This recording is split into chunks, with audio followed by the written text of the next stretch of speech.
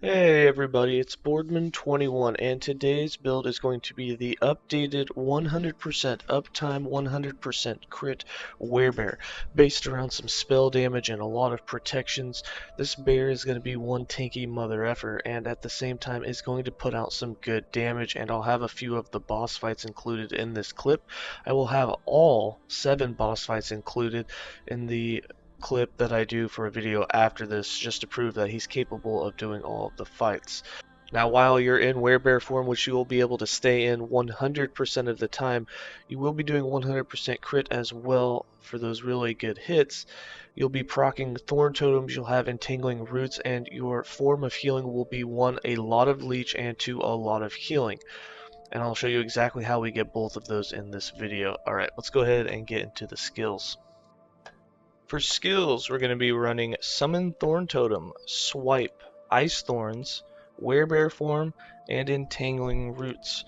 For Summon Thorn Totem, we have this set up because we have one idol to proc it on hit. It's just kind of defensive. It'll do some damage with its Poison Cloud, but it'll also block projectiles. It also has a chance to take the threat of mobs so that mobs will go after them instead of you, or hit them instead of you, which is always nice. We have 3 points in Forested Expanse, 3 points in Eternal Forest, 1 point in Groovemind, 2 points in Memories of Edera, 5 points in Venom Tipped Thorns, 2 points in Lasting Affliction, 4 points in Rotten Core. For Swipe, we're using this to get a bunch of Leech. This helps with the Leech. We also get a lot of attack speed out of it. The Swipe is obviously, this skill tree is used for your Werebear Swipe. We didn't, however, max out the crit multiplier in this. You can feel free to change it out. We did max out the area instead. We have 4 points in Battle Howl, 1 point in Aspect of the Panther, 2 points in Frenzy, 3 points in Feline Hunter, and 1 point in Apex Predator. With 5 points in Way of the Hunt and 4 points in Wingarian Reach, you can take points out of these and put them into the Apex Predator to get that 100% critical multiplier if you'd like to do more damage and have less leech or have less area. For Ice Thorns, we have this set up so that it procs when we get hit and gives us some armor and protections. We have 3 points in Dagger Thorns, 2 points in Bramble Armor, and 4 points in Spell Thorns. Together, this gives us a 40% chance that when we get hit, we will proc the Ice Thorns. 1 point in Nemophily and 1 point in Thorn Shield will now make it to where when it procs, it's a shield around us for 1 second, and then it will do its normal damage and disperse. We have 4 points in Bulb Shield, so when it does proc, there's a 40% chance for it to proc again. So a 40% chance when you get hit for it to proc, and then on that a 40% chance for it to actually proc twice. We have 4 points in Bark Shield and 1 point in Eternal Protection for more armor and more cold protection, and for it to last 1.3 seconds instead of 1. For Werebear form, there's a few different ways to build it, but the way we have it in this video is going to have 3 points in Rip and Tear and 1 point in Enervating Blow to give us our mana back when we do a critical strike. We have 1 point in Hightail to reduce the cooldown of charge.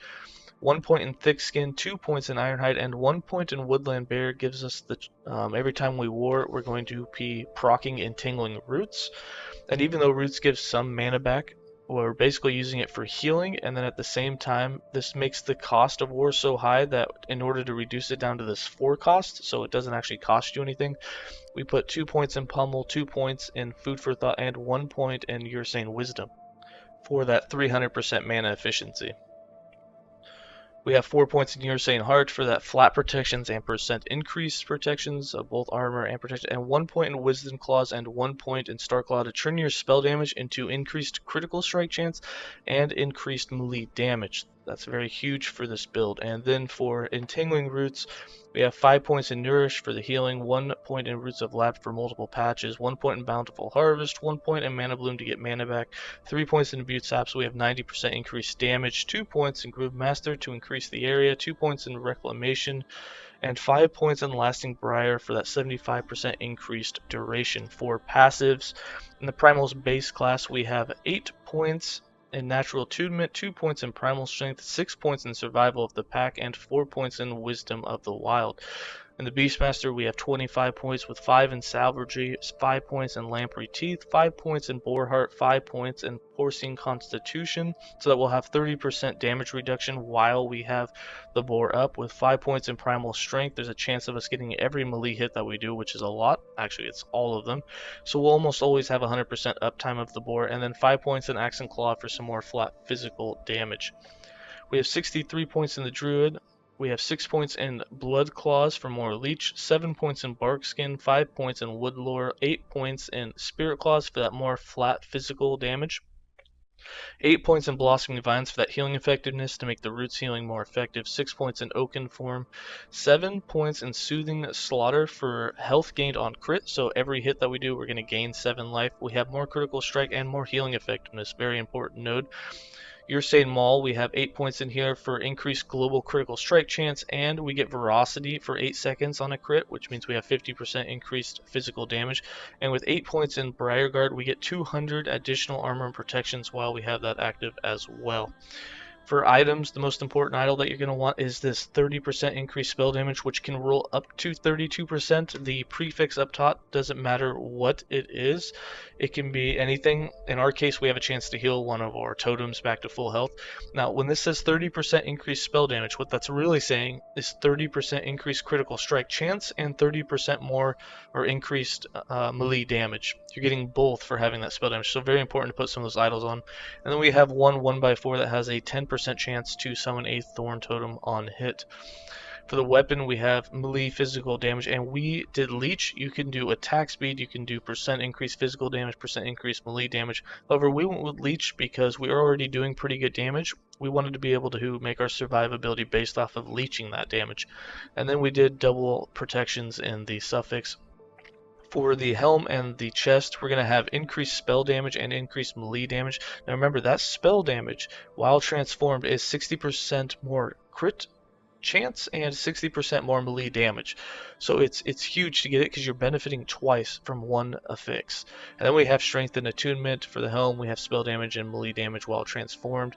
And then for the amulet, the rings, and the relic, we have set elemental protections, and then we have increased spell damage, and then double protections on the bottom. We went with attunement as the second prefix on the relic, and just increased spell damage and then double protections. Our protections are really low. You can easily get T3, T4, T5s and get them higher than we have here. For the helm, the boots, the gloves, and the belt, we went with set glancing blow and then just double protections. The gloves do have melee attack speed on them.